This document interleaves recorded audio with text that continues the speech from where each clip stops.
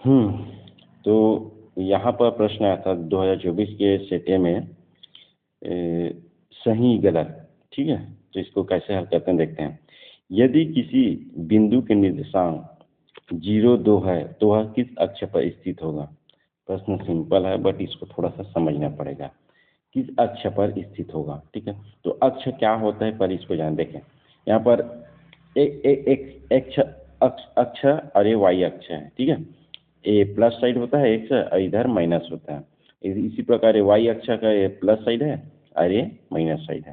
ठीक है, अब यहाँ पर प्रश्न दिया यदि बिंदु के निर्देशांक 0, 2 है तो किस अक्ष पर स्थित। देख जो हमेशा ये जैसे दिया है ना, यहाँ पर ये एक्स को शो करता है और वाई को शो करता है। जो पहला वाला होता है वो एक्स को शो करता है और ये दूसरा वाला जो है वाई अक्ष को शो करता है। तो एक्स अक्ष, ठीक है, यहाँ पर क्या दिया है 0, मतलब मूल बिंदु को शो कर रहा है। ठीक है, मतलब वो 0 पॉइंट पे है। ठीक है, और ये वाई बराबर क्या दिया 2, मतलब यहाँ से 0 से 2।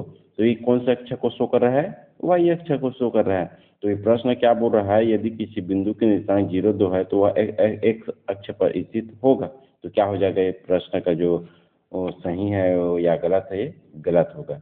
ये वाई हुआ था तो सही होता। ठीक है, अगर यहाँ पर पूछ दिया होता यही अगर 2 और ये 0 होता तो क्या हो जाता, सही होता। बट यहाँ पर 0, 2 है क्योंकि एक्स क्या है 0 है और वाई क्या है 2 है। तो कौन से अक्ष पर स्थित होगा, वाई अक्ष पर।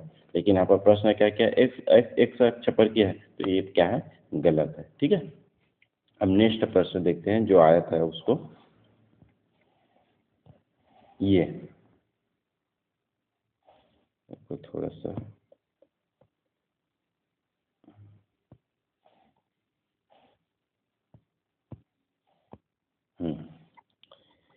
किसी पूर्णांक संख्या को 1 से गुना करने पर वही पूर्णांक संख्या प्राप्त होती है। सही है गलत पूछो, बताओ। किसी पूर्णांक संख्या को 1 से गुना करने पर वही पूर्णांक संख्या प्राप्त होती है। तो इसको देखते हैं उदाहरण। तो सही है, 1 से गुना करोगे किसी को भी तो वही संख्या मिलेगी। जैसे उदाहरण के लिए यहाँ पर देखो 5 गुणित 1 बराबर क्या होगा 5, माइनस 10 गुणित 1 क्या होगा माइनस 10, 0 गुणित 1 क्या होगा 0। तो क्या हो गया आंसर, किसी पूर्णांक संख्या को 1 से गुना करने पर वही पूर्णांक संख्या प्राप्त होती है। तो इसका उत्तर क्या होगा, सही होगा। ठीक है, नेक्स्ट प्रश्न देखते हैं। हम्म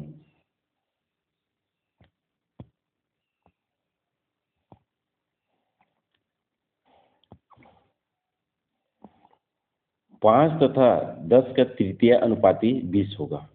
प्रश्न बोल रहा है 5 तथा 10 का तृतीय अनुपाती 20 होगा। सही या गलत बताइए। तो देखिए तृतीय अनुपाती कैसे ज्ञात करते हैं, पहले उसको समझ लेते हैं। उत्तर तो हम दे देंगे। तीन संख्याएं जैसे ए बी सी तृतीय अनुपाती में हो तो यदि हो तो क्या होता है, यदि ए अनुपात बी समानुपात बी अनुपात सी। यहाँ पर सी अपने को क्या करना है, ज्ञात करना है। जैसे वो तृतीय अनुपात है तो सी को अपने को ज्ञात माना। ए बराबर यहाँ पर क्या दिया है 5, ठीक है, और बी बराबर क्या दिया है 10। अब सी ज्ञात करना है। ये तो अपने को 20 दिया, सही है नहीं, लेकिन है कि नहीं उसको चेक करने के लिए हमने सी मान लिया तो पता नहीं है। तो क्या करें, तृतीय अनुपाती के अनुसार क्या हो जाएगा, चूंकि ए अनुपात बी बराबर सी अनुपात बी अनुपात सी। अब ए बराबर क्या दिया है 5 और बी बराबर क्या दिया 10 बराबर बी बटे सी, बी 10 है। तो अब सी याद करना अपने को, तो ये गुना कर दिया 5 सी, ठीक है, बराबर 10 गुणित 10। ठीक है, अब सी बराबर ये देखो 10 गुणित 10, 5 को जो गुना में थे इसको यहाँ कर दिया पक्षांतर किए तो ये भागे में चाहिए। तो 5 कम 5, 5 गुणित 10 और 10 और 2 को गुना करेंगे तो क्या 20। तो सी बराबर क्या है 20। तो जो कि अपने को प्रश्न पूछा है 5 तथा 10 का तृतीय अनुपाती 20 होगा। तो क्या होगा, ये अपना सही होगा। 5 और 10 का तृतीय अनुपाती क्या होगा 20, जो कि सही है। ठीक है, नेक्स्ट प्रश्न देखते हैं।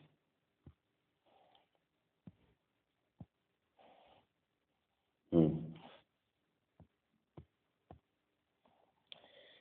3 असंरेख बिंदुओं से होकर अनेक वृत्त खींचा जा सकता है। ठीक है, 3 असंरेख बिंदु, ये गलत है। ठीक है, वृत्त एक बंद वक्र होता है। वृत्त एक बंद वक्र होता है। तीन तीन बिंदुओं को स्पर्श करने के लिए एक वृत्त का केंद्र उन तीनों बिंदुओं से समान दूरी पर होना चाहिए।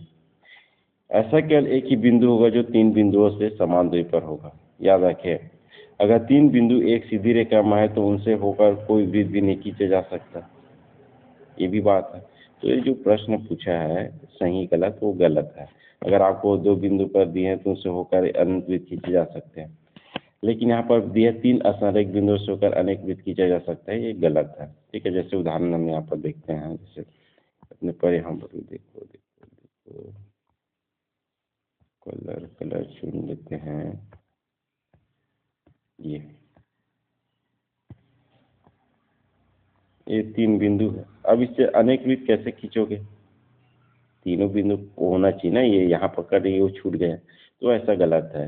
3 असंरेख बिंदु से होकर अनेक वृत्त खींचा जा सकता है, ये गलत है, ऐसा पॉसिबल नहीं है। आप कभी भी ले लो, 3 से एक ही बार खींचोगे, दूसरे बार में ऐसा खींचो तो एक छूट जा रहा है, तो ये गलत है। ठीक है, अब नेक्स्ट प्रश्न लेते हैं।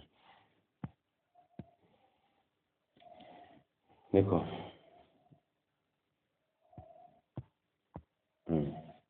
सावधि खाते में जमा धन पर चक्रवृद्धि ब्याज देय होता है।